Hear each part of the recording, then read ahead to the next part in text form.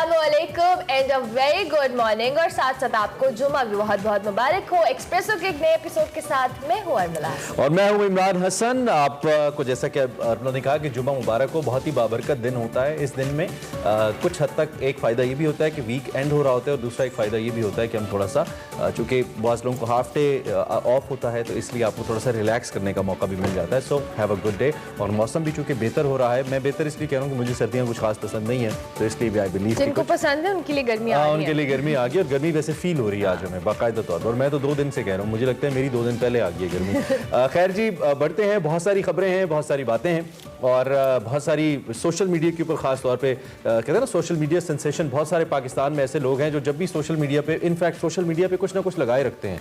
मतलब रौनक मेला उन्होंने ऐसा लगाया तो उन्होंने अटेंशन सीख करने का एक तरीका ढूंढा होता है और वही अटेंशन सीख की आमिर लियाकत साहब ने। वो अटेंशन सीख करने के लिए वो शादियों पे शादियां भी कर लेते हैं। तो this is what Aamir Liaquat साहब डिड। डॉक्टर आमिर लियाकत, मशहूर ज़माना, हम उनकी बात कर रहे हैं। और आजकल जी, कल से इनफैक्ट उनकी जो वीडियोज़ हैं उनकी बड़ी धूम है।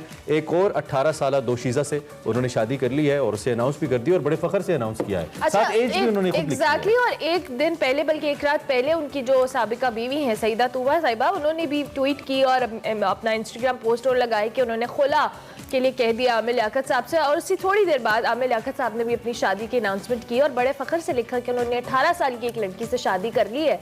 और इस बात पे वो खासे मुतमईन और खासे खुश नजर आ रहे थे। लेकिन मैंने सोशल मीडिया पे जितना स्क्रॉल किया और जितना मैंने ऊपर नीचे लोगों को देखा, आई वॉज वंडरिंग, और बहुत सारे लोगों का ये सवाल था कि वो लड़कियां कौन सी हैं जो इंटरेस्टेड होती हैं शादी करने में। इंटरेस्टेड तो खैर लड़कियां, पाकिस्तान में गुर्बत बहुत है अरमला हसन, हम उस पर तो कमेंट नहीं करते।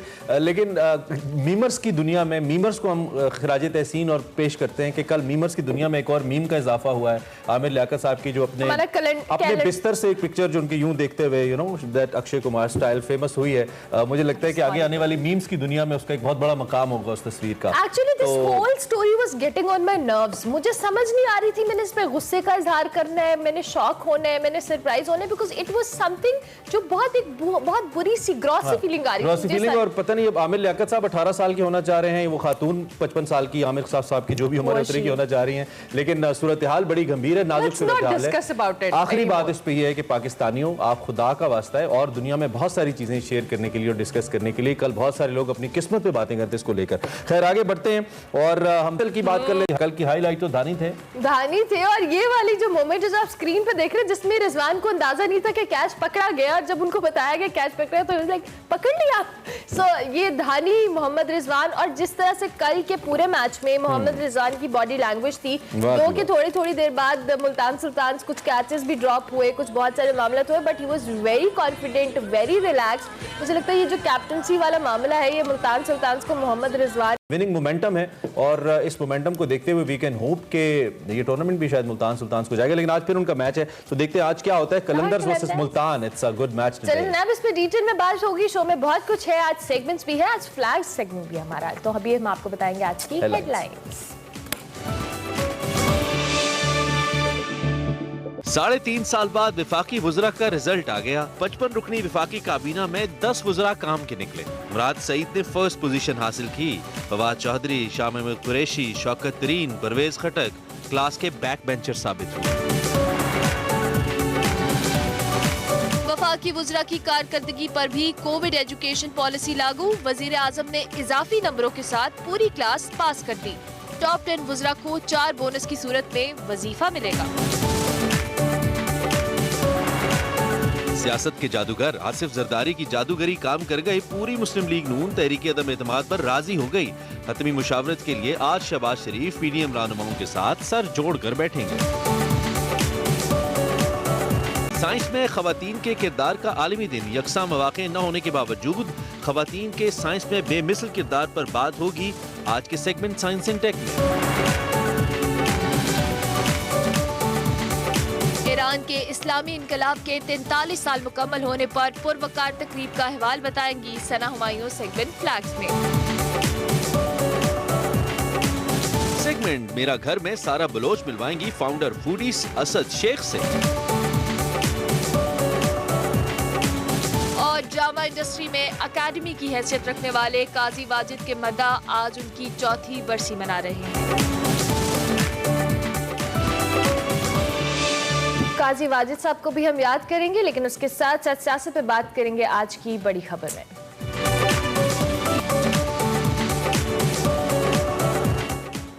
टॉप 10 में आ गया हूं, 9 मेरा लकी नंबर भी है। ये मेरी स्टेटमेंट नहीं है, शेख रशीद साहब का कहना है, लेकिन हम बात करेंगे बड़े रिजल्ट की, बड़ा नतीजा जो कि इम्तिहान से पहले ही आ गया। असल इम्तिहान तो सियासी जमात का इलेक्शन होता है ना, उससे पहले नतीजा आ गया। कल टॉप 10 वुज़रा सामने आ गया हमारे सामने। वज़ीर आज़म इमरान खान ने 3.5 साल बाद तकरीबन अपनी 40 रुकनी, मुझे तो लगता है 50 रुकनी मुशीरान को शामिल करके जो वज़ीर हैं और जो काबीना है उसका रिजल्ट कल अनाउंस किया। इस सिलसिले में एक पुरवकार तकरीब हुई इस्लामाबाद में, जिसमें टॉप 10 पोजीशन होल्डर वुज़रा को तारीफी असनाद दी गई और उन्हें 6 माह में 4 बोनस की सूरत में वजीफा देने का भी ऐलान किया गया, जबकि 28 विफाकी वुज़रा समेत 55 रुकनी काबीना को पास कर दिया गया। कोविड पॉलिसी के तहत पास कर दिया गया। पास सभी हैं, लेकिन ये टॉप 10 है। रिजल्ट क्या कहता है जी? विफाकी वजीर मुवासलात मुराद सईद से ज्यादा नंबर उन्होंने हासिल किए, टॉप कर गए और टॉप पोजीशन पर रहे। दूसरे नंबर पर विफाकी वजीर मनसूबाबंदी, तरक्की और खुसूसी इक़दामात असद उमर साहब रहे, जबकि तखफीफ गुर्बत और समाजी तहफ़्फ़ुज़ डिवीज़न की चेयरपर्सन डॉक्टर सानिया नश्तर, जिन्होंने गरीबों में अंडे भी तकसीम किए थे और जिससे मुर्गियाँ भी तकसीम की थी, वो इस सारे मुकाबले में तीसरे नंबर पर हैं। और उसके साथ साथ वफाकी वज़ीर तालीम शफ़क़त महमूद साहब चौथे, ह्यूमन राइट्स की वज़ीर शीरी मज़ारी साहिबा 5वें, वफाकी वज़ीर सनत और पैदावार खुसरो बख्तियार 6ठे, कौमी सलामती डिवीज़न मोईद यूसुफ 7वें, वज़ीर तिजारत अब्दुल रज़ाक दाऊद 8वें, जबकि वज़ीर दाखिला शेख रशीद 9वें, जबकि वफाकी वज़ीर ग़ज़ाई तहफ़्फ़ुज़ सैयद फ़खर इमाम ने 10वीं पोजीशन हासिल की। ताहम पोजीशन होल्डर वुज़रा की कारकर्दगी की कोई तफसीलात तो जारी नहीं की गई कि वो किस बुनियाद पर वो टॉप 10 में रहे, लेकिन हैरान कुन तौर पर तकरीबन तमाम सीनियर और अहम वफाकी वुज़रा, जिनमें वज़ीर ख़ारिजा शाह महमूद कुरैशी साहब, वज़ीर इत्तलात फवाद चौधरी साहब, वज़ीर ख़जाना शौकत तरीन साहब, वज़ीर तवानाई हमाद अज़हर, वज़ीर दिफा परवेज़ खट्टक, वज़ीर science and technology Shibli Faraz, मुशीर सेहत फैसल सुल्तान साहब, फ़रूक नसीम साहब, मुनस इलाही साहब और अमीनुल हक समेत कई वफाकी वुज़रा वज़ीर आज़म को मुतासर करने में नाकाम रहे।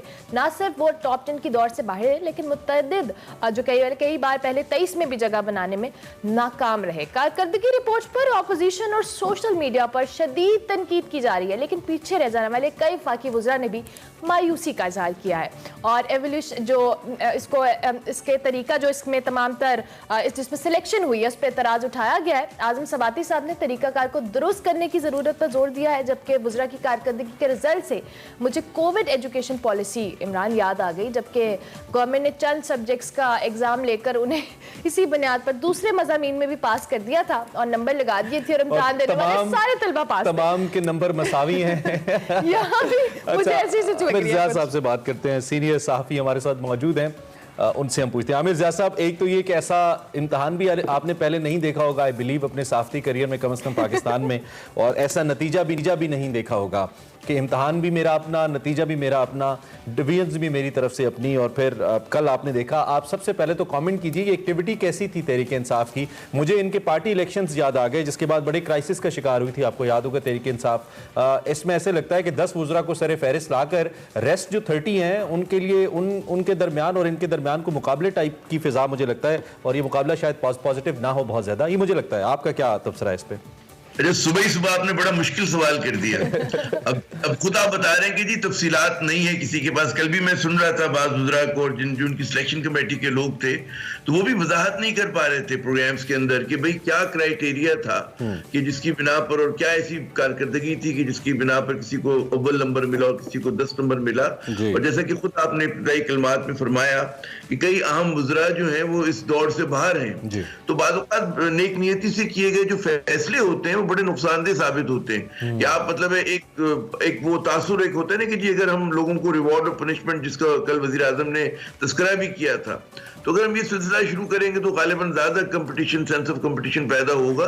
हो सकता है कि ख्याल दुरुस्त हो, लेकिन बाज़ औक़ात रकाबत भी पैदा हो जाती है। और अगर फैसले जो हैं वो मुतनाज़ा बन जाए या उनको मतलब है इस तरह से वजाहत ना हो सके, लोगों की समझ में ना आ रहा हो कि भाई क्या वो थे, असूल थे, किस कारकर्दगी की बुनियाद पर जो है इन्हें अव्वल, दूसरा, तीसरा नंबर दिया गया, तो फिर बजाय अच्छा होने के तनाज़ात खड़े हो जाते हैं। तो जो मैं एक रद्द अमल देख रहा हूँ चाहे वो समाजी मीडिया हो, चाहे वो मेन स्ट्रीम मीडिया हो, तो उसमें ज्यादा मेरे ख्याल में तनाज़े ज्यादा खड़े हो रहे हैं और लोग बात का पतंगर ज्यादा बना रहे हैं। और मेरे ख्याल में इसमें सोचना, अब जैसे शाह महमूद कुरैशी साहब, हमारी वजारत खजाना ने इतना, वो वजारत खारजा ने इतना बुरा काम नहीं किया, फवाद चौधरी का बड़ा थैंकलेस काम है वजारत इत्तलात का, तो वो भी मतलब है उस दौर से आमिर शाह साहब, यही बात मैं आपसे अगला सवाल भी करने वाली थी। इतनी अहम मिनिस्ट्री है, वजीर दाखिला है, उसके अलावा दीगर मामलात हैं। अब जैसे हम हमाद अजहर की बात कर रहे थे, शौकत तरीन साहब की बात कर रहे थे, परवेज खट्टर की बात कर रहे थे, इतनी अहम मिनिस्ट्रीज हैं जिनके जो काम की एक्नॉलेजमेंट नहीं की गई, तो इससे भी तो एक बड़ा गलत तासुर गया बाकी लोगों पे जो काम कर रहे थे और उनको उस तरह से एक्नॉलेज नहीं किया गया। तो ये एक्टिविटी ओवरऑल ही एक कंट्रोवर्सी बन चुकी है। जी बिल्कुल, आपने दुरुस्त फरमाया कि तनाज़ा खड़ा हो गया। अब वजारत दिफा की बात लें, अब वजारत दिफा जाहिर है कि कोई इस तरह की हाई प्रोफाइल लोगों की नजर में नहीं आ रहा होता चीजें, लेकिन समझने की बात ये कि जो खट्टर साहब है बड़े एक सीनियर रहनुमा है PTI के, और जब माजी में एक फ्रिक्शन की बात रही है, उनकी इतराजात की बात रही है, वो वज़रात आला के उम्मीदवार थे, उन्हें नहीं बनाया गया, तो बहुत सारे इशूज हुए हैं, तो उसके रिपरकशंस होते हैं।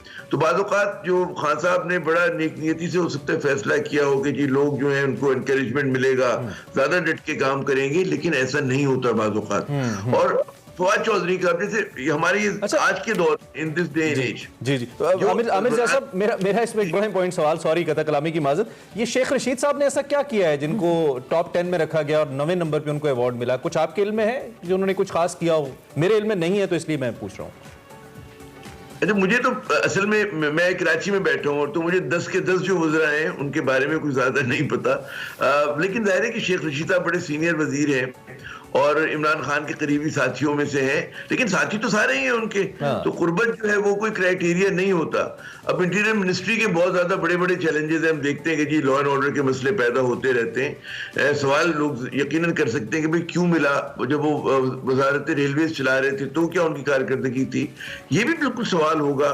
कि मैंने कहा ना कि जैसे फॉरेन अफेयर्स के जो मिनिस्टर हैं शाह महमूद कुरैशी, पाकिस्तान ने बड़ा चैलेंजेस का सामना किया। वजारत इत्तलात जो है वो एक थैंकलेस जॉब है इस दौर में, जो आपने खता कलामी जब की थी, आपके मैं अल्फाज इस्तेमाल कर रहा हूँ, तो इस दौर में वजारत इत्तलात सबसे मुश्किल जॉब है, और उसमें मतलब है कि गवर्नमेंट का नैरेटिव आगे बढ़ाना जो है एक बड़ा एक चैलेंजिंग काम है और बड़ा हारने वाला वो, जब आप हुकूमत में हो पाकिस्तान जैसे मुल्क में और इतना वाइब्रेंट मीडिया हो और एक बहुत मजबूत ऑपोजिशन हो, उनका भी काम बहुत अहम हो जाता है, वजारत सेहत का काम बहुत अहम है। लेकिन इसमें आमिर ज़िया साहब, कम से कम इस एक्नॉलेजमेंट से कल हमें ये पता लग गया कि जो मुसलसल तहरीक इंसाफ PMLN के दौर में सड़कों की अहमियत से इनकार करती रही है, कल सड़कों के वजीर को पहला इनाम दे के ये साबित कर दिया उन्होंने कि सड़कें सबसे अहम है मुल्क में।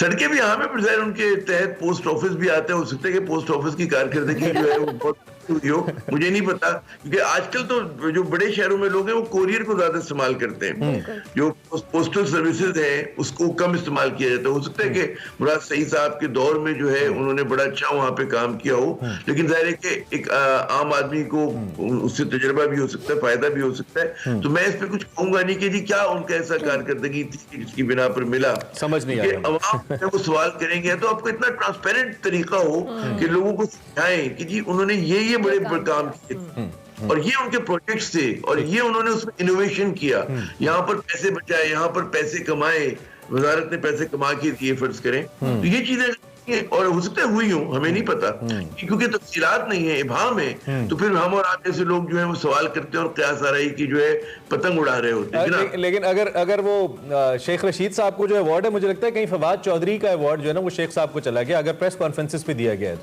तो वो फवाद चौधरी साहब का बनता था, आपने राइटली पॉइंट आउट किया उसको। अच्छा, साथ साथ आमिर ज़िया साहब, ऑब्वियसली शीरी मज़ाहिरी साहिबा के हवाले से भी एक सवाल मेरे दिमाग में था। इंसानी हकूक़ की वजारत है, मैंने उनको ट्विटर पे फॉलो किया हुआ है और मेरे ख्याल से वो सबसे ज्यादा ट्वीट नवाज शरीफ की बीमारी के हवाले से करती हैं कि वो आए नहीं, वो चले गए, उनका मसला ये था, उनका ये मसला था। इसके अलावा इंसानी हकूक़ के हवाले से कोई खातिर ख्वाह उनकी डेवलपमेंट नहीं है, और ये मैं नहीं, सोशल मीडिया ट्विटर पे बहुत सारे सारिफीन ने कमेंट किया था और इस पर एतराज उठाया हुआ था। सो किस तरह से देखते हैं आपकी नज़र में, आपके नज़दीक उन्होंने कोई ऐसा गैर मामूली काम किया है जिस पर उनको अवार्ड दिया गया?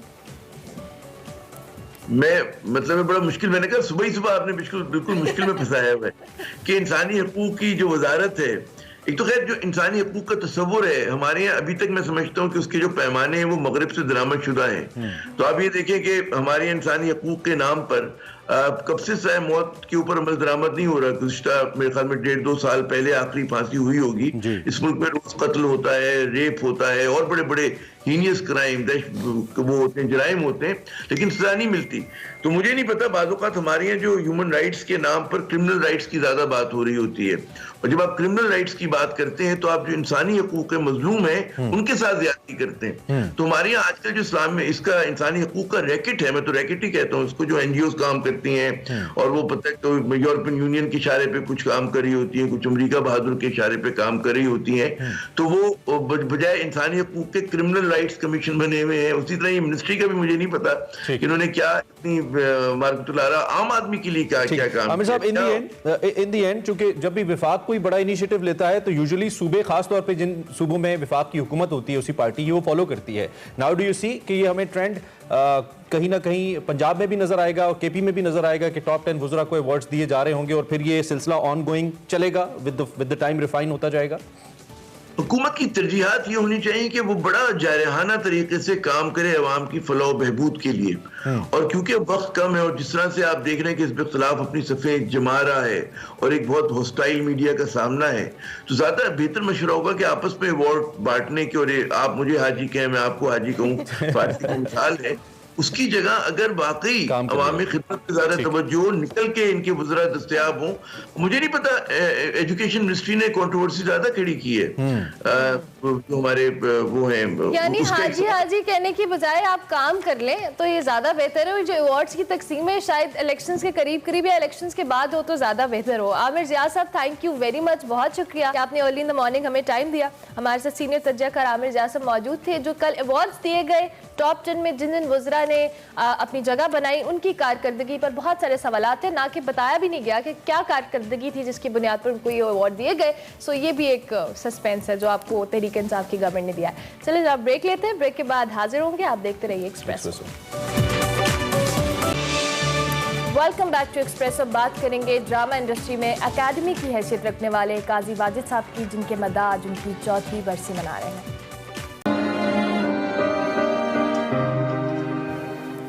काजी वाजिद साहब ने अपनी अदाकारी से एक नस्ल को, एक जनरेशन को मुतासिर किया। उनका असल नाम काजी अब्दुल वाजिद अंसारी था।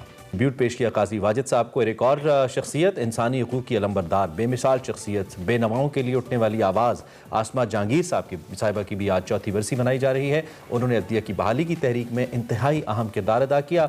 सुप्रीम कोर्ट बार की सदर भी रही। आसमा जहांगीर 27 जनवरी 1952 को लाहौर में पैदा हुई। पंजाब यूनिवर्सिटी से LLB किया और वकालत में खूब नाम कमाया। वो दुनिया में इंसानी हकूक़ की अलंबरदार के तौर पर जानी जाती थी।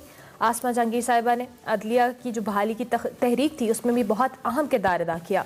मुख्तलिफ अदवार में आसमा जहांगीर को इंसानी हकूक़ के लिए आवाज़ बुलंद करने पर मुश्किलात का सामना भी रहा, और आसमा जहांगीर साहिबा सुप्रीम कोर्ट बार की सदर भी रहीं। वो 11 फरवरी 2018 को ब्रेन हेमरेज होने से इंतकाल करते हैं। अल्लाह उनको गरीक़ रहमत करे। बहुत बड़ी शख्सियत थी। खैर, इस पॉइंट पे हमने ब्रेक लेनी है। बिल्कुल ब्रेक लेंगे, ब्रेक के बाद हाजिर होंगे, आप देखते रहिए एक्सप्रेस।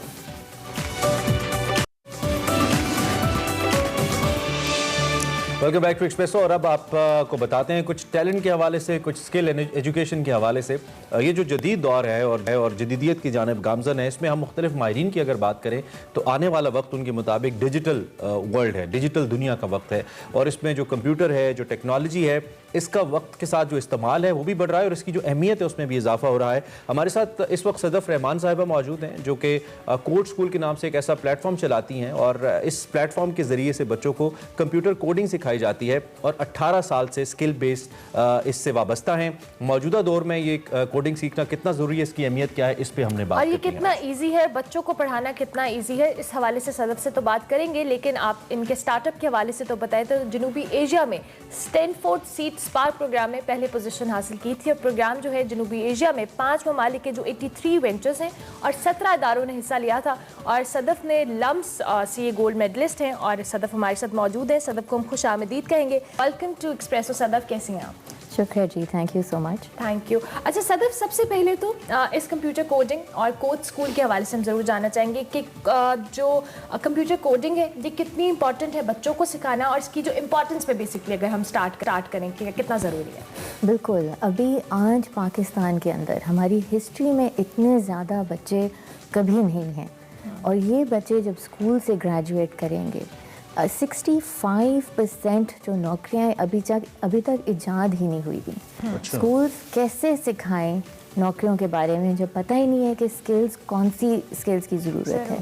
लेकिन जैसा आपने कहा हमारा जो फ्यूचर है ये डिजिटल है और प्रोग्रामिंग एक क्रिटिकल 21st सेंचुरी स्किल कहलाती है।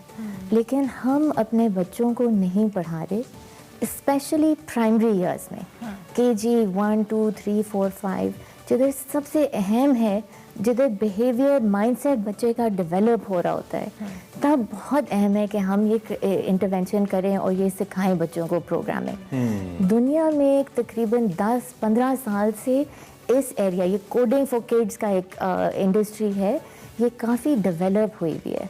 पाकिस्तान में नहीं है, तो मुझे लगा कि ये अपॉर्चुनिटी है कि हम इधर इसको लाएं और हमारे अपने बच्चों को 21st सेंचुरी में लाएं। अच्छा, कोडिंग के हवाले से दो सवाल मेरे जहन में आते हैं। एक तो पहले मुझे ये लगता था, अब भी इनफैक्ट ये लगता है, और आपसे बात करके थोड़ा सा मैं मुख्तलिफ सोच रहा हूँ कि ये तो स्पेसिफिक लोगों का काम है प्रोग्रामिंग कोडिंग। एक इमेज हमारे माइंड में जो सारी बातें जिस स्कूल ऑफ थॉट से हम हैं या जिस टाइप ऑफ एजुकेशन से हम आए हैं, तो हमें यही लगता है नंबर 1।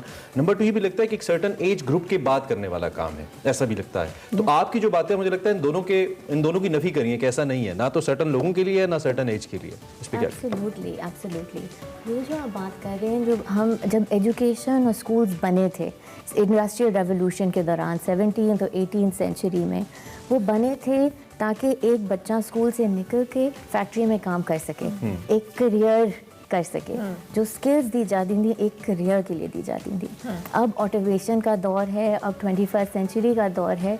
अब आपको बच्चे को सीखने की सोचने की सिखाना होता है, और ये सोच कैसे सिखाना है, कॉन्सेप्ट बेस्ड। यस, कि यहाँ आपने बच्चे को सिखाना है हाउ टू थिंक, और ये करियर और स्किल और रट्टे लगाने वाला काम नहीं चलेगा इस दौर के अंदर। उसकी जो क्रिएटिव स्किल्स हैं उनको पॉलिश करना है। एब्सोल्युटली। और जो प्रोग्रामिंग, ये कोई 12 रिसर्च स्टडीज हुई हुई हैं कि जब आप बच्चे को एक स्कूल के दौरान प्रोग्रामिंग सिखाओ, ये हम इसलिए नहीं सिखा रहे ताकि वो प्रोग्रामर बने, ठीक है, हम इसलिए सिखा रहे हैं ताकि वो सोचना सीखें। और जो बच्चे प्रोग्रामिंग सीखते हैं उनकी एकेडमिक परफॉर्मेंस बेहतर हो जाती है, उनकी प्रॉब्लम सॉल्विंग एबिलिटी बेहतर हो जाती है, लॉजिकल थिंकिंग, क्रिएटिव थिंकिंग सारी इम्प्रूव हो जाती है। सो बहुत इसको स्पिल ओवर बेनिफिट सब्जेक्टिव नहीं कह सकते somehow then। बिल्कुल। अच्छा सदर, एक सवाल, ऑब्वियसली बच्चों को प्रोग्रामिंग सिखाना इटसेल्फ, मुझे लगता है कंप्यूटर प्रोग्रामिंग का नाम सुनते ही हमारे दिमाग में आता है ये बहुत मुश्किल होने वाला है, बच्चे कैसे सीखेंगे।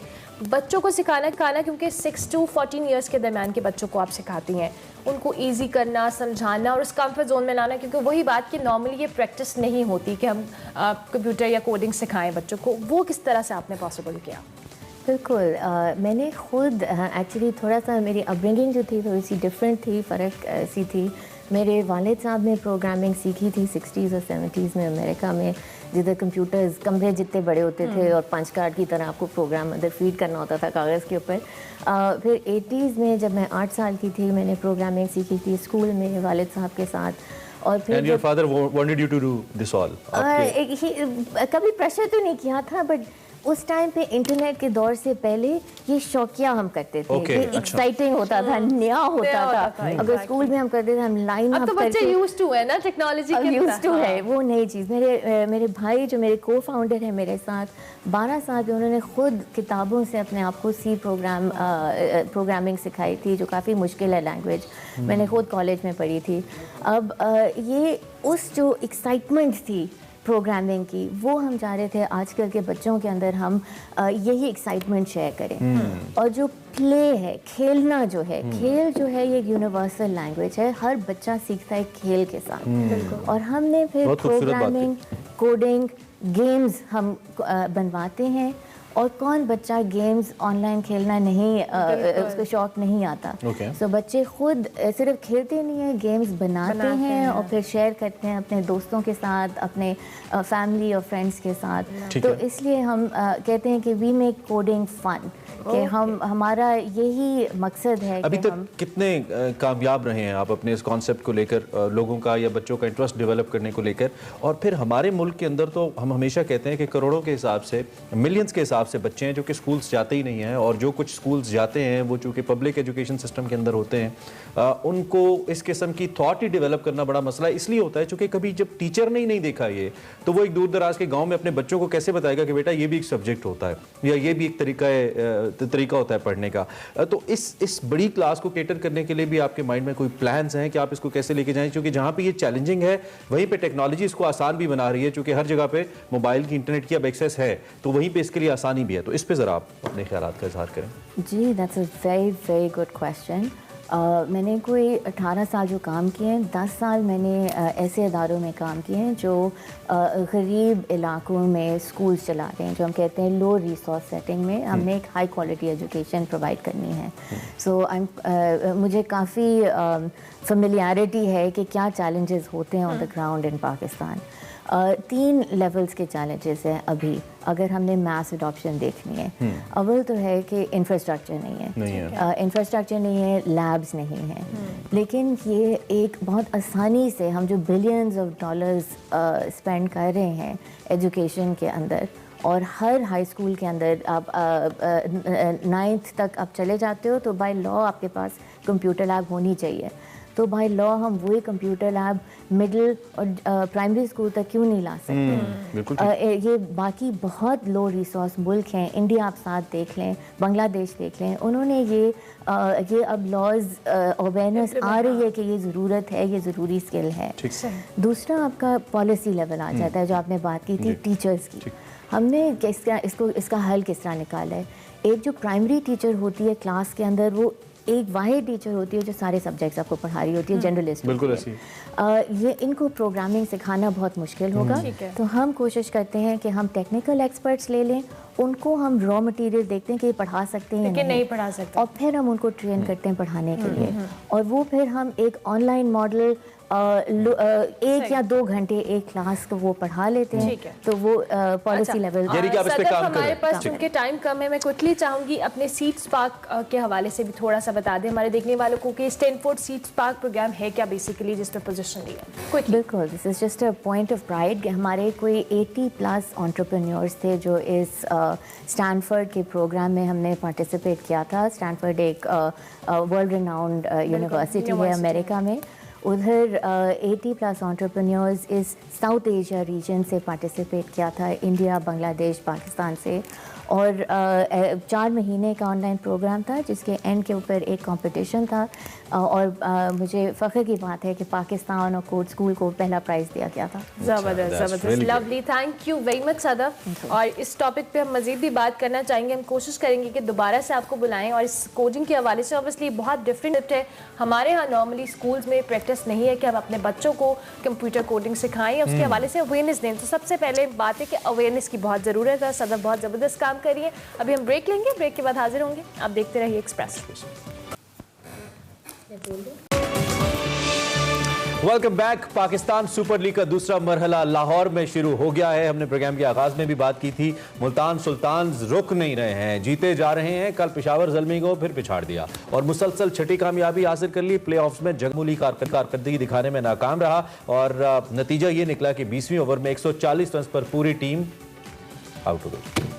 शान मसूद को शानदार बैटिंग पर मैच का बेहतरीन खिलाड़ी करार दिया गया, जबकि पेशावर ज़ल्मी को पिछाड़ने के बाद मुल्तान सुल्तान्स पहले प्ले ऑफ मरहले में शामिल होने वाली है, पहुंचने वाली पहली टीम बन गई है। आज शाम 7:30 बजे लाहौर कलंदर्स और मुल्तान सुल्तान्स फिर आपस में वेरी गुड मैच है। Yes, very exciting. उधर पीसीबी ने जी नए कमेंटेटर्स की तलाश शुरू कर दी है। कमेंट्री को प्रोफेशनल करियर बनाने के ख्वाहिशमंद 18 साल से ज्यादा उम्र के जो पाकिस्तानी है वो इसमें हिस्सा ले सकते हैं, और उसके बाद पहले मरहले में जो 20 कमेंटेटर्स हैं उनको सिलेक्ट किया जाएगा। उसके बाद 5 शॉर्टलिस्ट किए जाएंगे कमेंटेटर्स, और उनमें फातेह का फैसला होगा। कामयाब उम्मीदवार को 5 लाख रुपए इनाम और PSL फाइनल में कमेंट्री का मौका दिया जाए। इसी हवाले से हम बात करेंगे, लेकिन मैचेस का जो थ्रिल है वो लाहौर के अंदर किस तरह का है। हमारे साथ none other than Mirza Iqbal Baig मौजूद है। मिर्जा साहब, गुड मॉर्निंग एंड खुश आमदीद, कैसे हैं आप? सबसे पहले सुबह बखैर अरमला, आपको भी और इमरान को। मैं बिल्कुल ठीक हूँ। मिर्जा साहब, कराची के बाद लाहौर मैचेस आ गए और कल का मैच हम जरा चाहेंगे कि पहले तो हम कल के मैच के थ्रिल और एक्साइटमेंट की बात करें और फिर जो मुल्तान सुल्तान्स की जो कह ले एक जबरदस्त शानदार परफॉर्मेंस है उस पर आप एक कमेंट करें। देखिए अरमला, कराची की कंडीशंस डिफरेंट हैं। अब मैदान तब्दील हुआ है, तमाशाई तब्दील हुए हैं, माहौल तब्दील हुआ है, पिचेस तब्दील हुई हैं, तो कराची और लाहौर में डिफरेंस है। कल लाहौर में पहला मैच था तो लाजमी बात है जो पिच थी वो फ्रेश थी। उसकी बुनियादी वजह ये है कि एक तो लाहौर में ओस गिर रही है, दूसरे पिच कवर्ड थी काफ़ी अरसे से, और फिर धूप भी इतनी ज़्यादा नहीं निकल रही थी जिसकी वजह से वो सही तरीके तैयार नहीं हुई। लेकिन तवक्को है जो ये आगे की तरफ बढ़ेगा टूर्नामेंट, पिचेस भी सही होंगी। कल तो बड़ा लो स्कोरिंग, मतलब उस तरह से लो स्कोरिंग रहा कि वन साइडेड मैच रहा कि 182 रन जो स्कोर किए पेशावर ने, उसके जवाब मुल्तान ने, उसके जवाब में पेशावर सिर्फ 140 रन बना सकी। तो मैं समझता हूँ पिचेस बड़ा वाइटल रोल प्ले करेंगी। एटमॉस्फेयर डिफरेंट है, लाहौरी बड़े दिल वाले होते हैं, खाना वाना खाकर आराम से तसल्ली से आएंगे, वो मैच देखने के लिए एंजॉय करेंगे। कराची और लाहौर में थोड़ा फर्क है। लेकिन ये ज़ल्मी ने कल क्या किया, टॉस जीता, दावत दी और फिर चेस नहीं कर पाए, ऑस भी थी, यानी कि कंडीशंस भी सपोर्ट करी थी। तो क्या हुआ कल, मुल्तान की परफॉर्मेंस ने टोटली उनको जीतने नहीं दिया या कहीं ज़ल्मी खुद परफॉर्म नहीं कर पाई? कल के मैच को कैसे देखते हैं आप? इमरान, मुझे लगता है ज़ल्मी के कप्तान वहाब रियाज का सितारा गर्दिश में गुज़िश्ता जो 4 मैचेस कराची में वो खेले, कोई विकेट नहीं ले सके। पहला मैच कोविड में क्वारंटीन होने की वजह से वो नहीं खेले। शोएब मलिक ने कप्तानी की और पेशावर की टीम वो मैच जीत गई। कल उन्होंने अगरचे 2 विकेटें ली, लेकिन गालिबन उन्होंने टॉस जीत कर इसलिए जाएगी वो उसके एडवांटेज होगा मुल्तान के बॉलर्स को, लेकिन ऐसा नजर नहीं आया।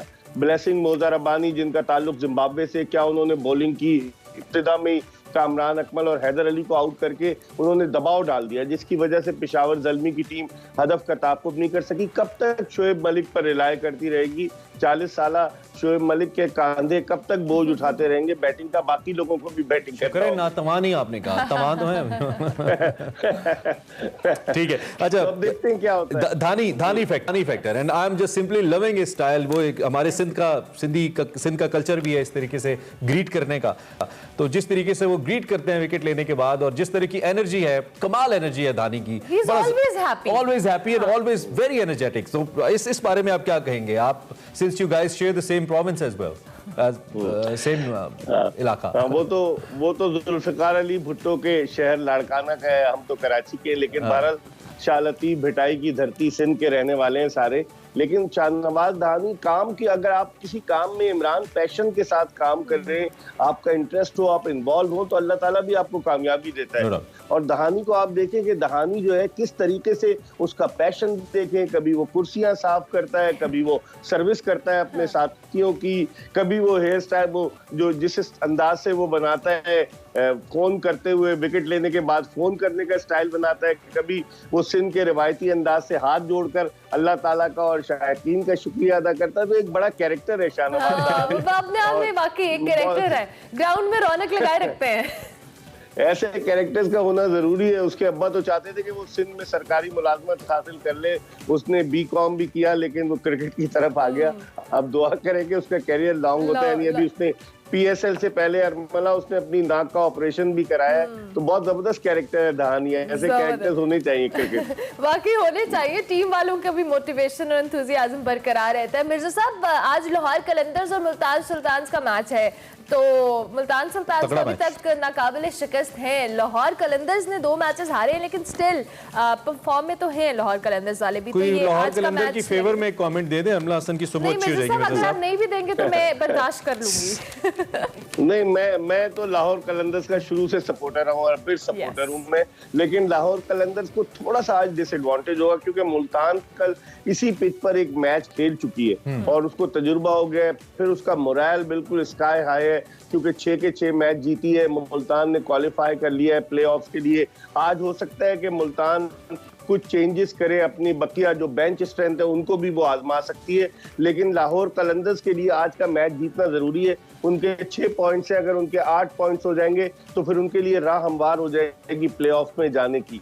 लेकिन कराची किंग्स को किसकी नजर लग गई, काले बकरे उन्हें काटने पड़ेंगे अगर उन्हें आगे जाना है, क्योंकि 5 मैच हार चुके हैं और बकिया 5 मैचेस में सर जोड़कर तो बैठे हैं वसीम अकरम और उनके बाबर आजम और दीगर लोग। लेकिन मैं समझता हूँ लाहौर कलंदर्स को अपने होम ग्राउंड का, लाहौरियों का एडवांटेज हासिल होगा। और खेलने वाले भी तो लाहौरी हैं उसके अंदर, काफी लाहौर कलंदर्स अगर हम टीम की बात करते हैं ब्रांड काउंट्स अ लॉट। लेकिन आज के मैच में भी क्या ये कल वाला फैसला दोहराया जाना चाहिए, मतलब was it right decision of Zalmi to bowl first? कल जो किया आज भी ऐसा ही करना चाहिए इन केस जो भी टीम टॉस जीते?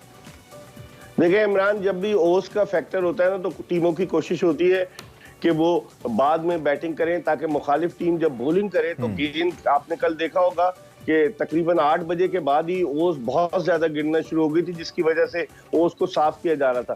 तो मेरे ख्याल में टीमें यही स्ट्रेटेजी अपनाएंगी। हालांकि कल स्ट्रेटेजी तो अच्छी अपनाई थी पेशावर ज़ल्मी ने, लेकिन वो फ्लॉप हो गई। मुझे लग रहा है यही कि ओस का फैक्टर बड़ा वाइटल रोल प्ले करेगा और ओस की वजह से जो है ना वो टीम में बाद में बैटिंग करने को प्रेफर करे। ठीक है, ये जो पीसीबी ने नए कमेंटेटर्स को आने का मौका दिया है, आप बहुत अरसे से ऑब्जर्व भी करते हैं क्रिकेट को, लिखते भी हैं, उस पर प्रोग्राम्स भी करते हैं, मेरा सीनियर जर्नलिस्ट, ये कैसा फैसला है जी? और इससे वाकई क्या हम नौजवानों के अंदर मजीद जो क्रिकेटिंग सेंस है उसको बढ़ाने के लिए ये मुआविन साबित होगा? How you see this initiative by PCB?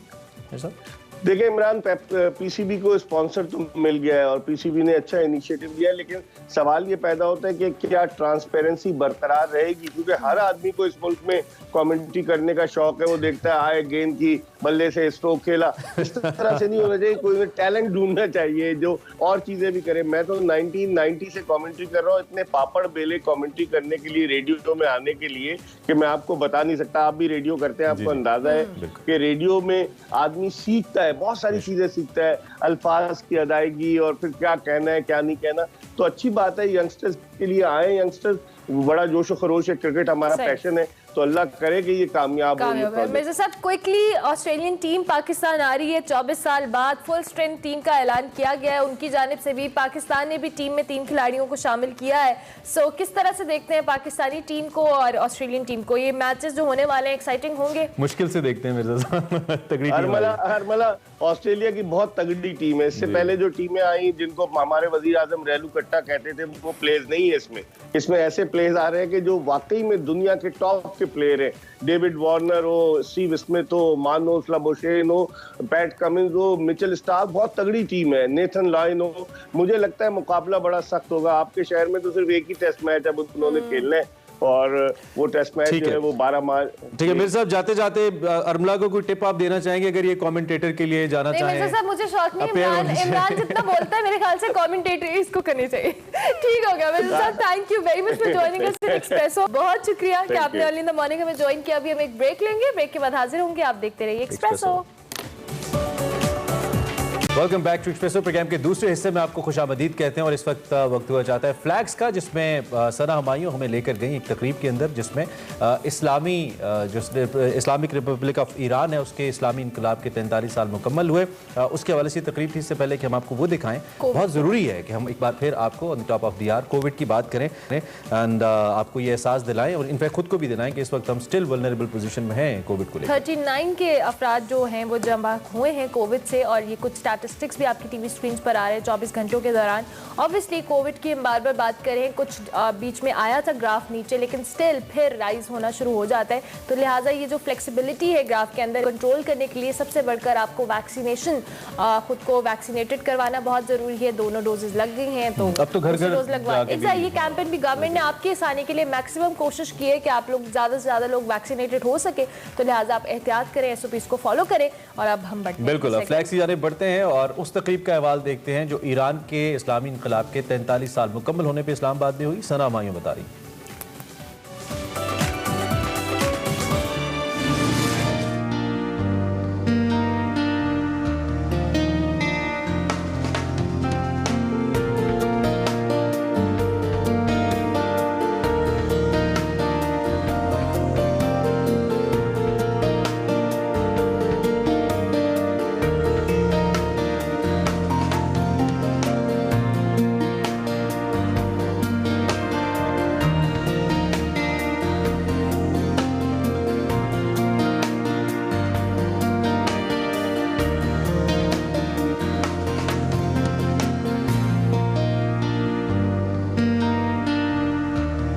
अस्सलाम वालेकुम। फ्लैग्स की एक और एक्साइटिंग एपिसोड में आपको खुशामदीद कहती हूँ। आज मैं खूबसूरत इवेंट में मौजूद हूँ जो कि सजाया गया है एम्बेसी ऑफ ईरान की जानिब से। आज मनाई जा रही है इस्लामी इनकलाब की 43rd एनिवर्सरी। आज का ये इवेंट पाकिस्तानी और ईरानी अवाम के लिए इक्वली खुशी का मौका है। तो आपने रहना है मेरे साथ ये जानने के लिए कि आज के इस खूबसूरत इवेंट में क्या क्या हो रहा है।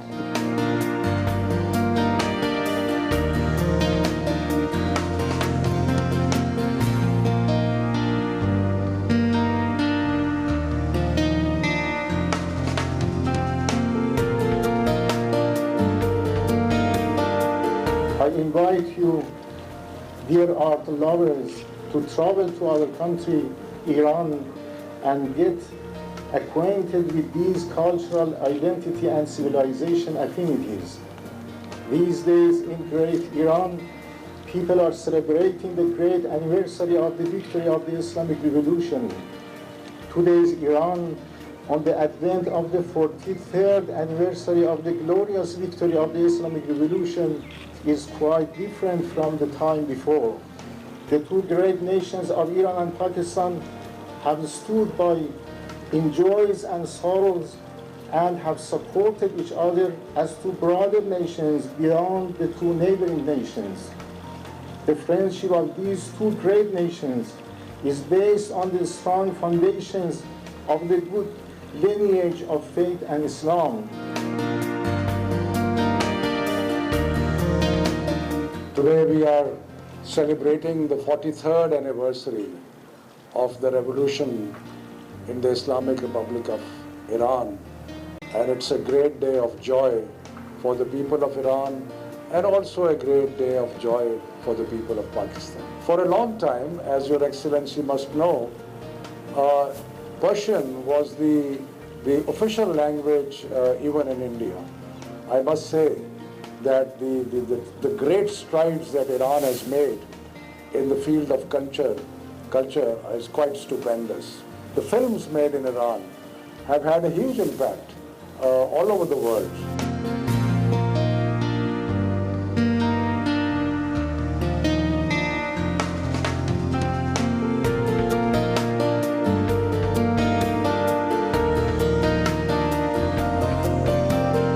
Right now I am with Ehsan Qazai, the man behind this whole event.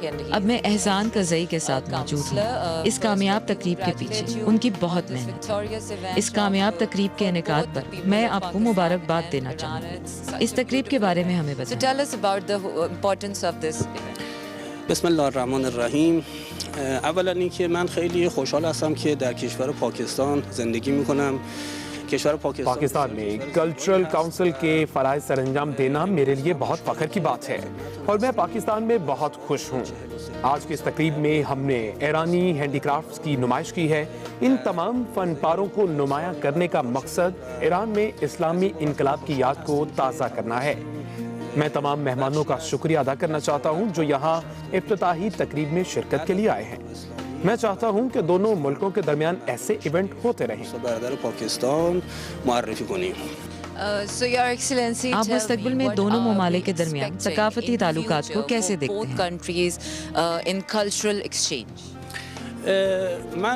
मैं समझता हूं कि दोनों मुल्कों के अवाम के दरमियान राब्ता और ताल्लुकात बहुत ज़रूरी है। हमें इस किस्म की तकरीबात को मज़ीद फ़रोग़ देने की ज़रूरत है। यहाँ मैं ख़ास तौर पर यह बताना चाहता हूँ कि ईरान में सयाहत की बहुत गुंजाइश है। मजहबी एतबार से भी लोग ईरान जाना चाहते हैं। मैं चाहता हूँ कि पाकिस्तान से लोग ईरान सयाहत के गर्ज से आएं। So Your Excellency, thank you very much. It's been a pleasure to be here and let me congratulate you once again. من آرزوی بهترین ها رو دارم برای مردم پاکستان و मैं उम्मीद करता हूं कि पाकिस्तान ईरान का मस्बत चेहरा दुनिया के सामने पेश करेगा ताकि हमारे रवाबित और ताल्लुकात फरोग पा सके। تاثیرگذار بوده در پاکستان هم با اون دیده مثبت و با اون نگرش خوبی که مردم پاکستان دارن با اون برخورد بکنن.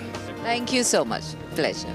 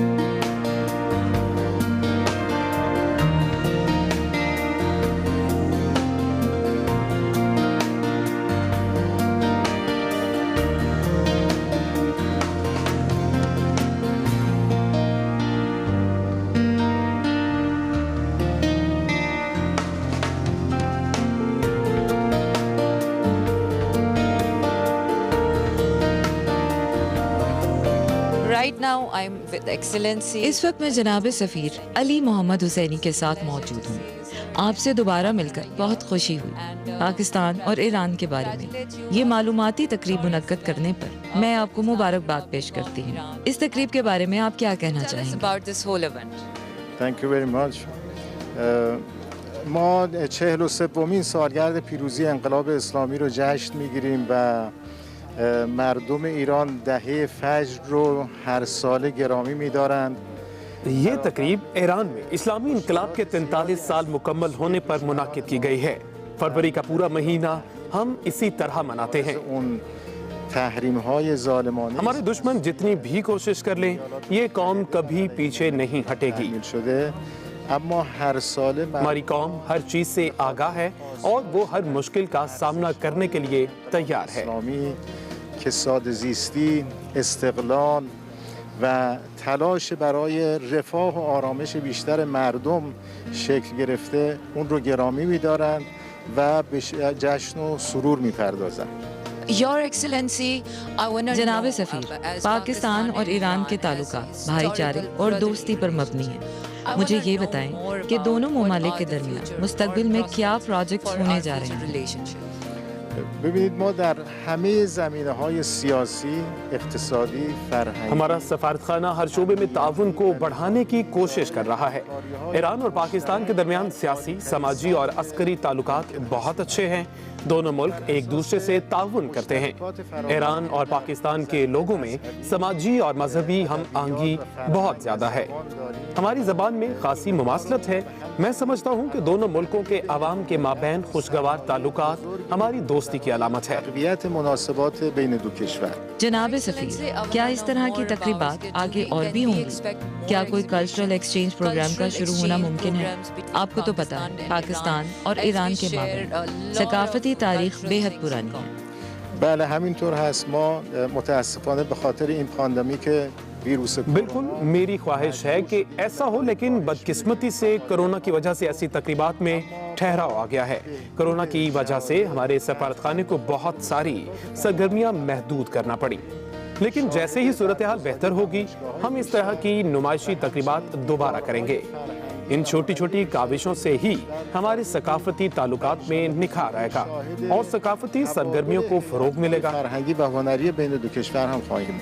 In the end, I would like जनाब सफ़ीर, अब मैं चाहूँगी कि आप पाकिस्तान और ईरान के लोगों के लिए कोई पैगाम दें। پیام ما پیام دوستی بیشتر و پیام این هستش که मेरा पैगाम दोस्ती का पैगाम है। मैं चाहता हूँ कि दोनों मुल्कों के लोगों की आमदरफ्त में इजाफा हो। पाकिस्तान के लोग ईरान और ईरान के लोग पाकिस्तान की सकाफत से आशना हो। فرهنگ مشترک و اون इससे हमारा सकाफती सरमाया आगे बढ़ेगा و انشالله به سوی یک آینده بهتر و پیشرفته‌تر حرکت می‌کنیم. Thank you very much. Thank you. My pleasure. Thank you, sir.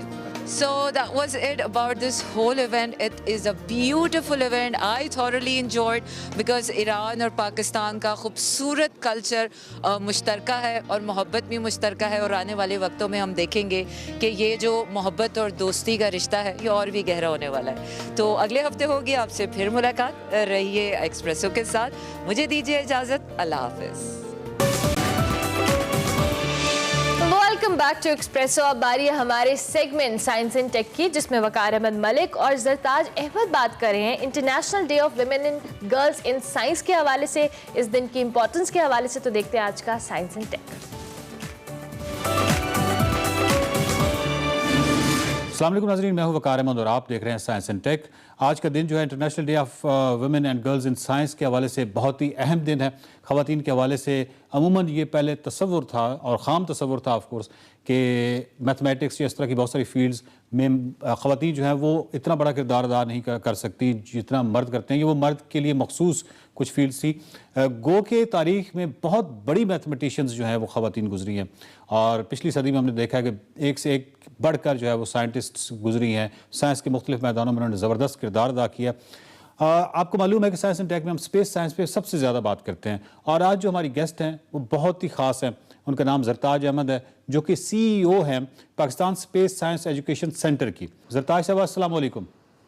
वालेकुम अस्सलाम।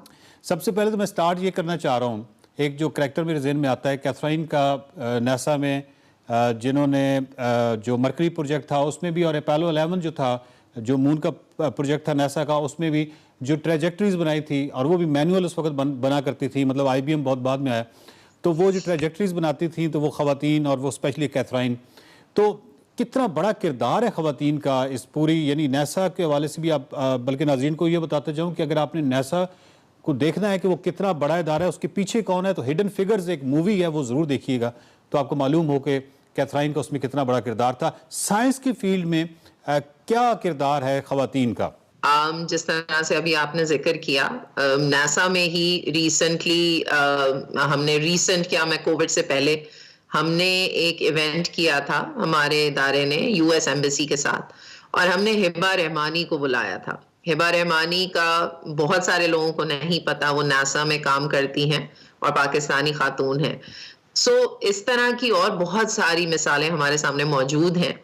काफी इंपॉर्टेंट किरदार है। हाँ, वो चीजें हम प्रमोट उस तरीके से नहीं करते।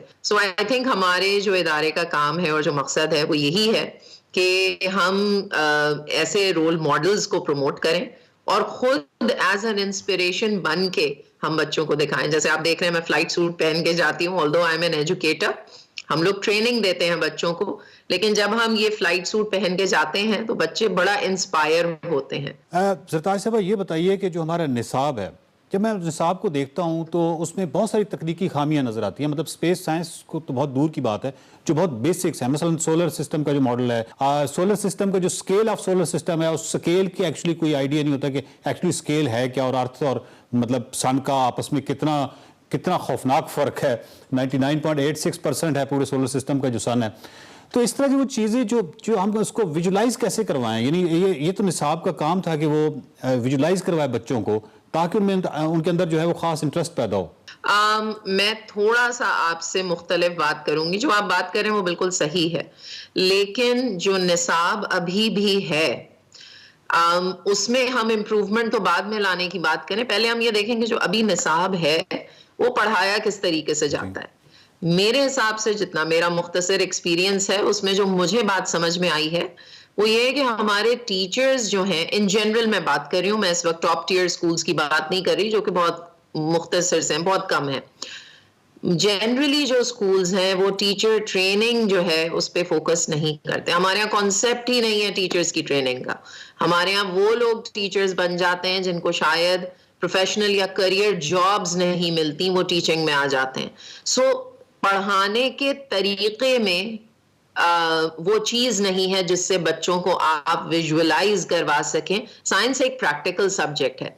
हमारे यहाँ बच्चे लैब्स में जब तक नहीं जाते, जब तक क्लास 9 में नहीं पहुंच जाते, जहां पे उन्हें प्रैक्टिकल करना होता है एग्जाम के लिए। तो हम लोग सिर्फ पढ़ाते हैं एग्जाम पास करने के लिए, हम नॉलेज नहीं दे रहे। बच्चियों के हवाले से, क्योंकि आज का दिन जो है वो साइंस में जो खवातीन है उनका जो किरदार है उस हवाले से, तो मैं बच्चियों के हवाले से आपसे ये पूछना चाहूँगा। हमारे यहाँ वैसे तो 60-70 सालों में हमने एक देखा है कि एक प्रेफरेंस होती थी कि बच्चियाँ जो हैं वो आर्ट्स के मज़ामीन लें, और चाहे वो बच्चियों का दिल कर भी रहा है साइंस का। तो हमारे यहाँ जो खवातीन हैं उनके यहाँ एक खास किस्म की यानी उनको इनकरेज नहीं किया जाता था, यानी डिस्करेज किया जाता था, और आर्ट्स की तरफ उनका ज़्यादा।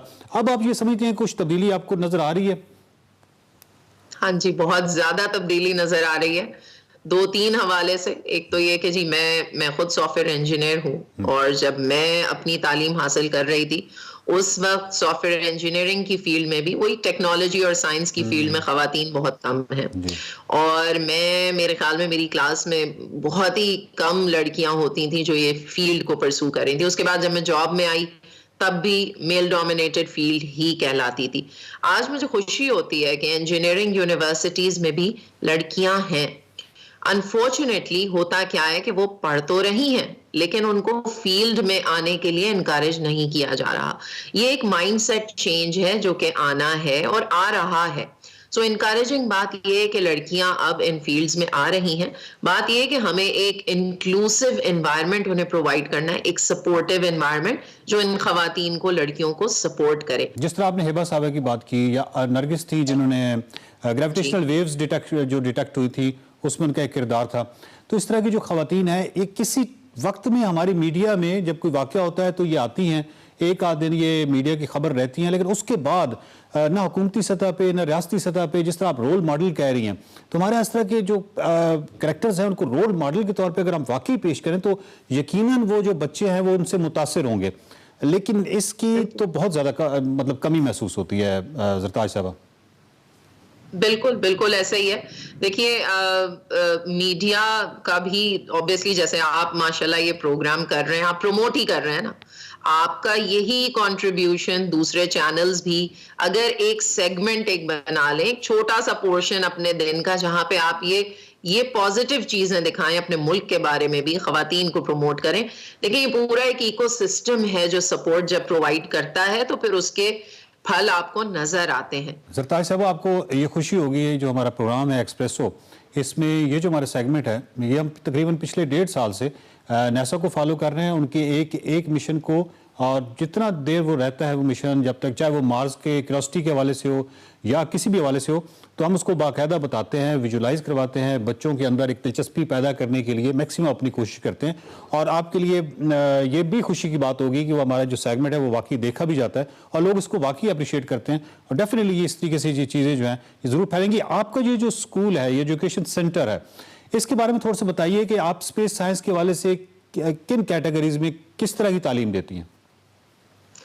देखिए जी, हम साइंस को कनेक्ट करते हैं स्पेस साइंस से। अगर आप स्पेस साइंस की बात करें, स्पेस साइंस में आपकी ये सारी साइंस जो बच्चे स्कूल में पढ़ते हैं, बेसिक साइंस सारी इनकैप्सुलेट हो जाती है।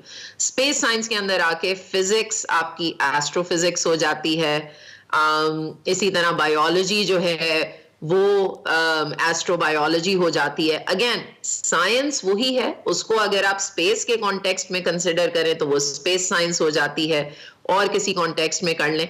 सो बेसिकली हमारा जो काम है, हमारे जितने कोर्सेज हैं, जैसे लाइफ फ्रॉम स्पेस हो गया, उसके अंदर space science activities, basic science experiments हैं। फॉर एग्जांपल, अगर मैं बलून कार को मैं स्पेस साइंस के कॉन्टेक्स्ट में बनाऊं तो मैं उसे करूंगी जी लूनर बगी, पावर्ड बाय अ बलून। अब उसमें बच्चे जी गुब्बारे लगा के उसमें हवा उसको फुला के उससे पावर करते हैं। पढ़ वो वही रहे हैं साइंस के कॉन्सेप्ट्स, फोर्स, मोशन के, जो कि दुनिया भर में बेसिक साइंस है। सो हमारे जो प्रोग्राम्स जो अप्रिशिएट किए जाते हैं वो इसलिए, एक तो स्पेस जो है ना वो फैसिनेट करता है सबको, बच्चों को, बड़ों को, सबको।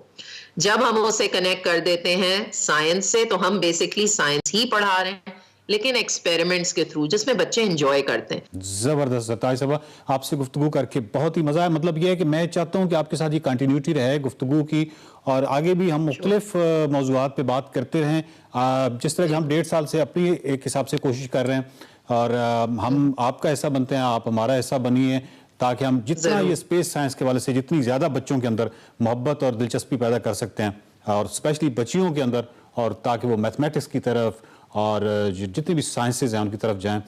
नाज़रीन, बात ये, साइंसेज को जब हम देखते हैं, चाहे आप बायोलॉजी को देखें, चाहे आप केमिस्ट्री को देखें, चाहे आप साइकोलॉजी जैसी सोशल साइंस को देखें या मैथमेटिक्स को देखें, इसमें ख़वातीन का जो किरदार है वो बहुत ही गैर मामूली है। और जिस तरह मैंने इब्तिदा में कहा था कि बहुत सारी ऐसी स्टडीज़ है जो बाद में हुई, जो सिनफी इन मामलात पे थी कि क्या कोई ख़ास सिनफ है जिसके पास ज़्यादा सलाहियत है मैथमेटिक्स की, तो पता ये चला कि ख़वातीन जो हैं वो मैथमेटिक्स में बहुत बेहतर उन्होंने परफॉर्म किया, बच्चियों ने ज़्यादा बेहतर परफॉर्म किया। तो इस हवाले से जो बच्चियों हैं उनको इनकरेज कीजिए, उनकी हौसला अफजाई कीजिए, उनको साइंस के मज़ामीन के हवाले से उनको जितना भी, अब तो सब कुछ जो है वो इंटरनेट पे, यूट्यूब पे ये तमाम चीज़ें जो हैं मुयस्सर हैं। नासा जो है उसकी जो वेबसाइट है उस पर तमाम किताबें जो हैं वो PDF फॉर्म में मौजूद हैं, और वीडियोस मौजूद हैं, बहुत सारा कंटेंट जो है आपके घर में मौजूद है। तो ये बच्चियों को और बच्चों को इस कंटेंट से रोशनास करवाइए, साइंस से मोहब्बत जगाइए। देखते रहिए साइंस इम्पैक्ट। वेलकम बैक जी। अब आपको दिखाते हैं सेगमेंट मेरा घर, जिसमें सारा बलोच असद शेख साहब से मिलवा रही हैं, जो कि फाउंडर हैं फूडीज और रस के। देखते हैं कि उनकी लाइफ कैसी है, उनका घर कैसा है। देखते हैं आज का सेगमेंट मेरा घर।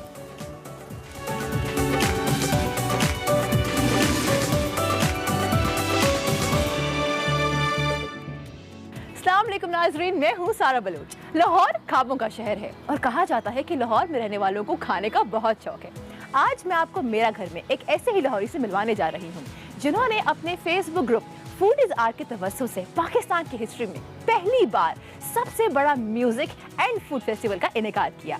आज हम उनके घर आए हैं उनको जाने के करीब से। और सबसे इम्पोर्टेंट क्वेश्चन जो मैं जानना चाहती हूँ आप सबके लिए कि अगर आप भी रेस्टोरेंट का बिजनेस रन करना चाहते हैं तो कैसे कर सकते हैं। चलते हैं अंदर और जानते हैं ये सारी बातें।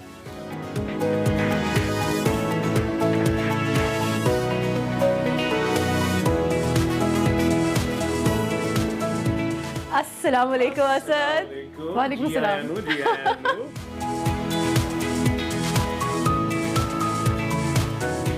नाज़रीन, इस वक्त मेरे साथ सोल फेस्ट के को-फाउंडर एंड फूडीज आरएस के फाउंडर असद शेख मौजूद हैं। Asad, thank you for giving us your time. Pleasure जी, वेलकम।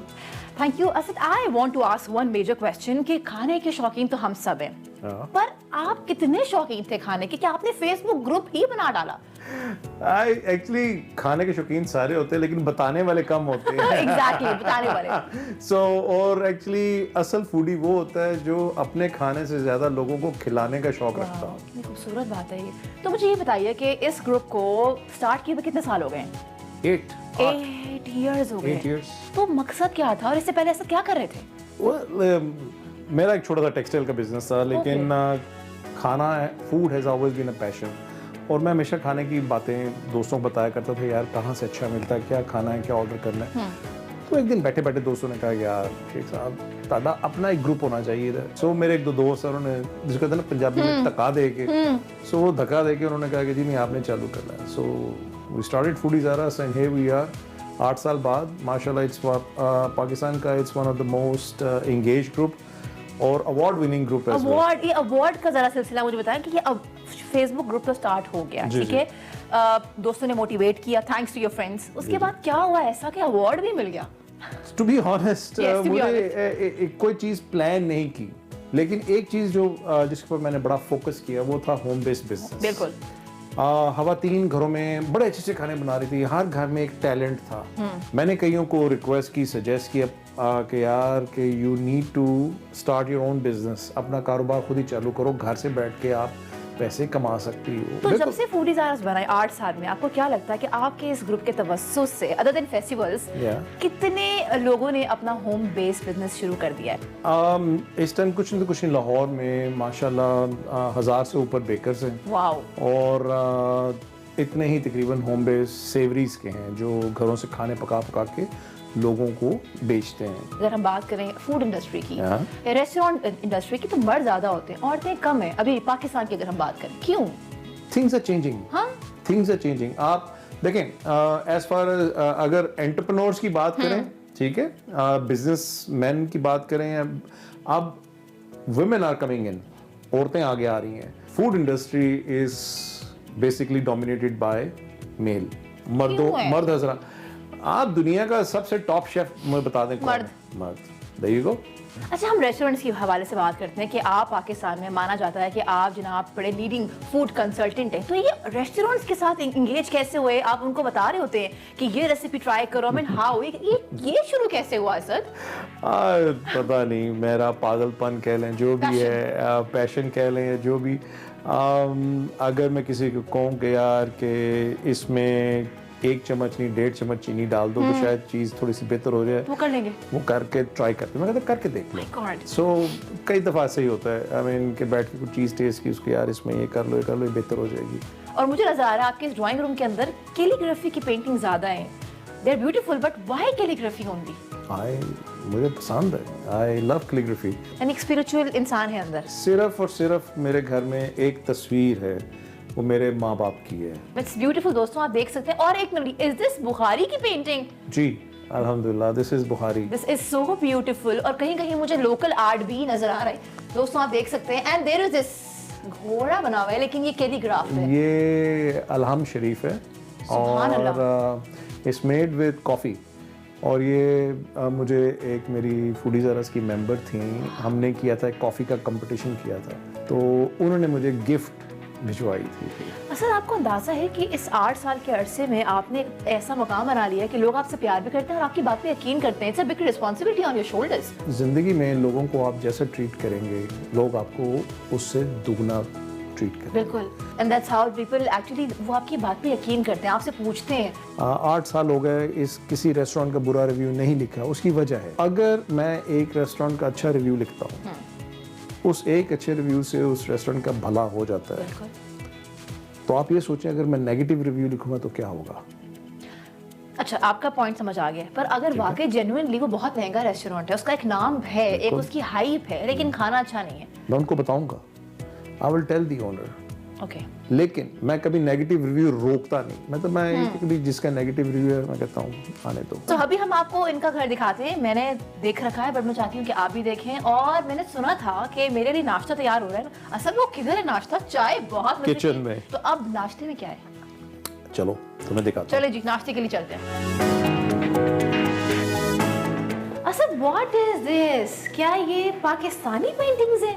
एक अरबी दुल्हन है, उसकी हैंड पेंटेड एक कार्ड था जो मैं बहरीन में था तो मैंने तब वहां से खरीदा था। मिनिएचर पेंटिंग है। इस एक मिनिएचर पेंटिंग। तो ये भी देसी है या ये विदेशी है? नो दिस इज अगेन ये गाहवा के जो गाहवे होते हैं, सुराइयां आपकी जिसमें से वो गावा डाल के देते हैं, तो ये उसकी पेंटिंग है। वाह, वो भी खाना इंस्पायर्ड, क्या बात है। और ये बिल्डिंग इंस्पायर्ड है। ये टिपिकल अरब डोर, यानी कि जो घर का दरवाजा होता है उस तरह। ये भी देखते हैं, आप लोगों को दिखाते चलते हैं। फानूस भी है, कुछ इनके घर में कंटेम्प्रेरी लाइंस पे चीजें, बट दिस फानूस इज वेरी फैंसी। ये किसकी चॉइस है?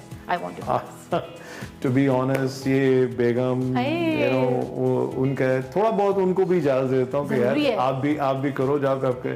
अच्छा, जहाँ पे ये फैंसी फानूस है वहाँ पे शीशे वाला ये एक बड़ा कॉर्नर भी है। It's quite huge. Abstract, love it. मैंने कहीं इसको देखा, मैं क्यों झूठ बोलूं, मैं इंस्टेड ऑफ के लाखों रुपए पे करता, ठीक है, बिल्कुल, मैं बंदा अपना बिठा के मैं कह बैठ जा छोटे यार, एनु कट एनु इंज कर तो ये कटवा के खुद ही बना के। इसको जरा फोकस करें कि मुझे एक्चुअली लगा कि ये खरीदा है इन्होंने रेडीमेड कहीं से। नहीं खुद बनवाया। तो अभी हम मजीद घर के हर कॉर्नर में जाएंगे, क्योंकि ये बात मुझे मालूम नहीं थी कि इन्होंने सब चीजें खुद बनवाई हैं, तो ये देखना बड़ा जरूरी है भाई। This is another element. My God दोस्तों, यहाँ पे एक बहुत खूबसूरत पेंटिंग है। ये इसकी बैक पे जो वॉल है, इट्स टेक्सचुरल वॉल, तो इसकी क्या साइंस थी और ये पेंटिंग कहाँ से ली? एक्चुअली ये मुझे एक मेरे दोस्त ने गिफ्ट की थी कि उसको एक दफ़ा मैं शॉपिंग करवाने ले गया था। शॉपिंग करने का शौक है आपको? नहीं, वो actually he wanted me to pick paintings for his house. अच्छा। मैंने उसको कहा मैं कि ये ज़रूर तुमने लेना है, तो उसने कहा कि ये आपको लगता बहुत पसंद आई। मैं कहा हाँ बहुत पसंद आई, और उसको पता था कि मुझे चीज़ पसंद आई, उसने पैक करवा के। तो ऐसे कितने दोस्त हैं आपके? काफ़ी। अब मुझे बताइए कि किधर है हमारा नाश्ता? तो अब हम बढ़ते हैं नाश्ते की तरफ दोस्तों, और देखते हैं कि कहाँ है नाश्ता। वाओ दोस्तों, ये खाने की खुशबू में एंटर हुई हूँ and I can smell this खाना। मतलब सुबह सुबह हमारे नाश्ते में कढ़ाई भी है और साथ में कीमा भी है और पराठे ना कीमा नहीं, सॉरी कीमा नहीं, दिस इज कॉर्ली, मेरे वाले साहब की रेसिपी थी। ओके, ठीक है, जो आगे मैंने बेगम को बताया तो she has perfected it as well. और ये शामी कबाब मसाला है। किचन बड़े अर्दी टोन से बना हुआ है, कुछ ब्राइट नहीं है, बहुत सटल है। I loved it. तो ये आपकी ही पसंद है? ये अभी मैंने दोबारा रीडू किया घर। मतलब आप करते रहते हैं? अच्छा, इसमें चेंज क्या किया था आपने? बिकॉज़ आपने दोबारा किया। एक्चुअली सारी हर चीज चेंज करते हैं। आप लोग साथ ही रहिएगा, हम चलते हैं बाहर, बैठ के खाते हैं और साथ ही रहिएगा। आ जाओ। मुझे एक बात याद आ गई है, हमने डिस्कस किया था कि आपके घर में एक ही तस्वीर है और गालिबन वो अम्मा अब्बा की है, वो किधर है? I can't see it. Right there. Finally इस घर में एक ही तस्वीर है, एक ही, क्योंकि इन्हें कोई शौक नहीं तस्वीरों का। और oh my God, this is beautiful दोस्तों, इतनी खूबसूरत तस्वीर है माशाल्लाह। ये आप जरा फोकस करें तस्वीर और आप ये देखें, सादगी देखें। और असद आपके अब्बा नहीं, आपकी शक्ल कंप्लीट अपने अब्बा पे गई, आंखें, फीचर्स हैं कोई? कहने को तो कहते हैं कि यू लुक एग्जैक्टली लाइक ये वाले साहब। साथ ही रहिएगा, भी हम चलते हैं खाने के लिए, राइट? सबको भूख लग रही है। रोटी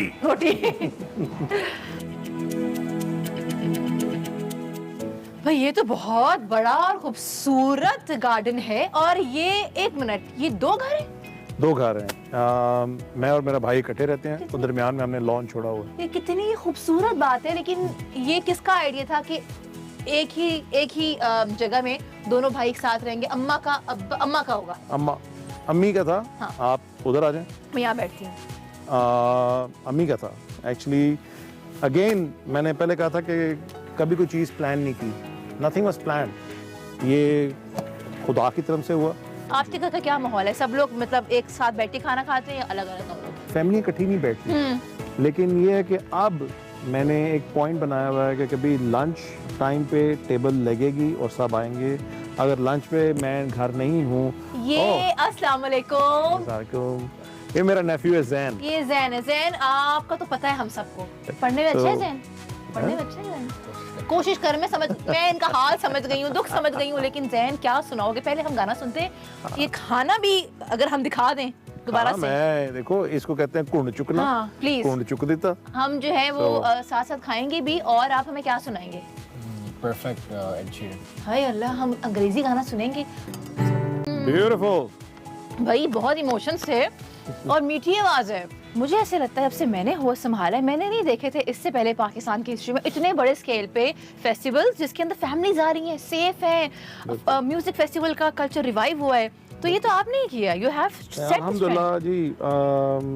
ये लाइक आई सेड, कोई चीज प्लान नहीं थी, बस आइडियाज आते गए, हमने कहा ये भी करना है, ये भी करना है, ये भी करना है, ये भी करना, तो वो होता गया।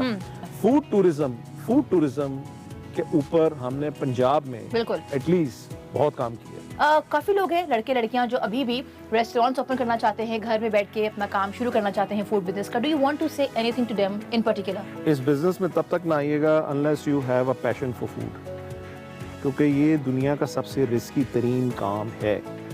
इसमें फेलियर रेट दुनिया की किसी भी काम से सबसे ज्यादा है। शुक्रिया, मुझे तो बहुत मजा आया खाना खाने का। I will keep eating it. हम गाना भी सुनेंगे जैन से। अपना ख्याल रखिए। मेरा घर के साथ मैं हूं सारा बलोच। अल्लाह हाफिज। Welcome back to Express. तो चलें जनाब, अब हम आपको एक्सप्रेस एंटरटेनमेंट के एक बहुत ही ज़बरदस्त program Time Out with Ehsan Khan का कुछ टीज़र दिखाते हैं, जिसमें इस हफ्ते, जो कि हफ्ता रात 9 बजे लगता है, उसमें वसीम अकरम और उनकी अहलिया मेहमान बने। कुछ उनसे बड़ी ज़बरदस्त गुफ्तगू हुई है, तो टीज़र देखते हैं। अभी पाकिस्तान जाऊंगी। सांप वाला जोगी दिखाया snake shower. You know, How did you guys connect? How did you meet at the first like meeting? मैं इसको दोस्त के बारबेक्यू पे मिला था। नहीं, आप सच बताएं, वो you had a crush instantly on her. Yes. You were like, oh my god. He did. He did. No, I know. You must have. You must have. He did not see.